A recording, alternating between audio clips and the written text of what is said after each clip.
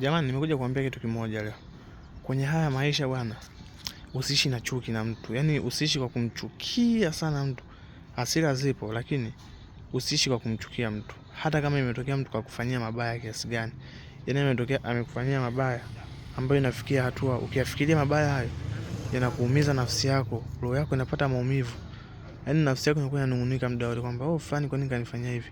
Fulani kanifanyia hivi. Fulani kanifanyia hivi. Sasa mimi nakushauri ndugu yangu, hayo mawazo tunayo yote, lakini sasa yani usikae kumwaza sana mtu. Yani usikae kumfikiria mtu kwenye akili yako kwamba fulani kanifanyia kitu kibaya, nikiona naye anaweza kanifanyia hiki.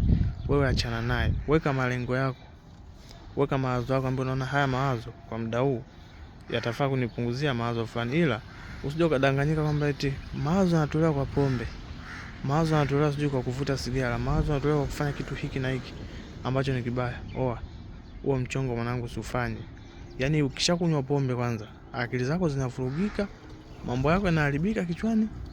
Haya sasa ndo unaanza kuwaza vizuri. Unaanza kuongea. Yaani utaongea mwanangu. Na aibu hapo hapo zitakuja kukupata.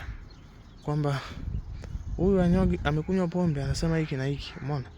Kwa hiyo mwanangu haitakiwi unywe pombe, haitakiwi utumie vilevi.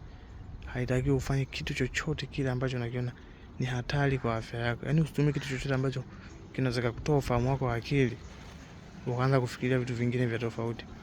Kwa hiyo wanangu, mimi nawashauri kwenye haya maisha, hata kama mtu kakukoseaje, hata kama unawasiliana naye kiasi gani, jitahidi kumuomba Mwenyezi Mungu akusaidie, akutoe dhidi ya hayo mawazo mabaya, akutoe dhidi ya kile kibaya unachokifikiria. Ndio hivyo wanangu, yani kwenye haya maisha ndo tunavyoishi hivyo.